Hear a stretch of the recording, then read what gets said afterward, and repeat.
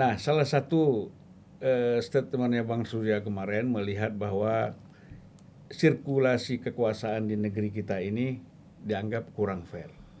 Karena hanya di seputar elit, tua umum partai, kemudian pengusaha-pengusaha, sementara yang lain kurang mendapatkan kesempatan untuk betul-betul muncul di tengah-tengah masyarakat kita atau bangsa kita dalam pertarungan elit di Indonesia. Nah, jadi mungkin ini bagaimana Bang Fahri menilai pernyataannya Surya Paloh ini? Itu pernyataan yang paling mengejutkan karena benarnya, gitu. Dan yang kedua karena lahir dari ketua umum sebuah partai politik yang pada dasarnya ya secara alamiah udah pasti elit, gitu. Terus yang ketiga karena Bang Surya itu sejak awal sudah menjadi elit. Karena Bang Surya bagaimanapun juga adalah reproduksi dari Orde Baru, gitu.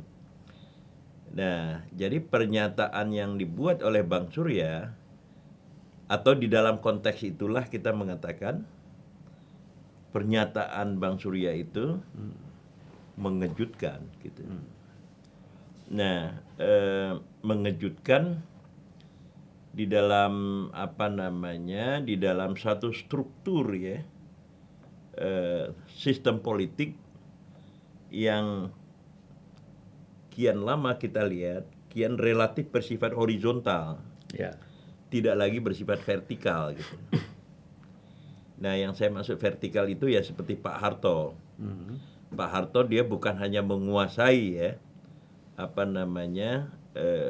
jabatan atau kekuasaan eksekutif ya. Bukan hanya kepala negara plus kekuasaan eksekutif, tetapi juga tentara sekaligus. Lalu kemudian punya Golkar. Nah, Golkar yang kemudian diharuskan untuk selalu menang, itu pasti mengakumulasi kekuasaan yang besar, gitu. Dan kemudian mengerdilkan dua partai politik, PDI ya, dan P3, gitu. Nah, artinya bahwa konsentrasi kekuasaan itu ada di satu tangan, ya di tangan Pak Harto.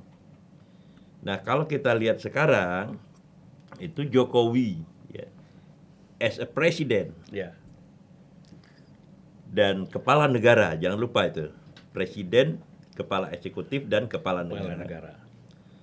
Itu hanya salah satu pemain dari gugus ya, pemain-pemain politik di Indonesia, gitu. Nah, inilah yang saya maksudkan, struktur kita relatif bersifat horizontal, gitu. Nah, tentu kemudian kita lihat di situ ada Mbak Mega ya. Mbak Mega punya suara tersendiri. Surya Paloh ya, itu punya suara tersendiri, gitu. Lalu kemudian ada Erlangga Hartarto, ada kawan saya Suharso Monoarfa, dan lain-lain ya. Plus pers yang semakin lama semakin kritis, gitu.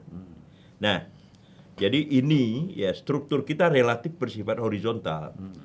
Dan karena itu di dalam struktur horizontal itu partisipan yang punya akses ke dalam kekuasaan, ke dalam political game itu relatif lebih banyak dibandingkan pada masa Pak Harto, gitu. Tetapi suasana elitisnya tetap, gitu. Karena seperti yang dikritik Bang Surya dulu, tapi ya bukan yang sekarang ini, bahwa hanya orang berduit saja yang bisa masuk ke dalam permainan politik itu, gitu.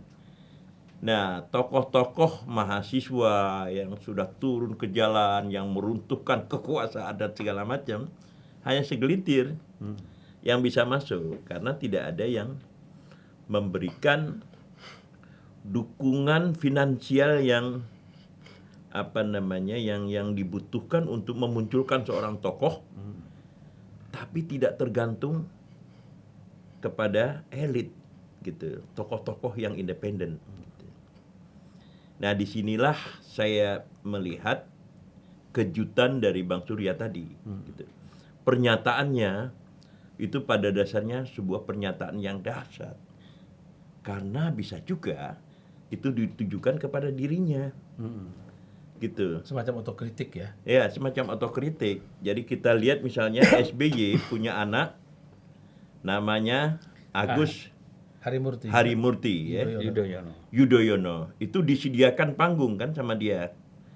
Lalu kemudian Mbak Mega punya anak namanya Puan Maharani, disediakan panggung langsung gitu. Iya. Jadi begitu akil balik secara politik langsung dikasih panggung. Bang Surya juga begitu. Gitu. Kepada anaknya yang hampir sama sebenarnya umurnya dengan anak saya. Gitu. Sedikit dia lebih senior ya dari anak saya. Itu langsung mendapat panggung gitu. Tanpa harus bersusah payah gitu. Ya. Itu juga harus kita lihat sebagai bagian dari elit. Gitu. Nah, tetapi secara keseluruhan kritik Bang Surya itu sudah benar. Dan harus terus-menerus didengungkan untuk kepentingan menciptakan struktur politik horizontal yang yang genuine gitu.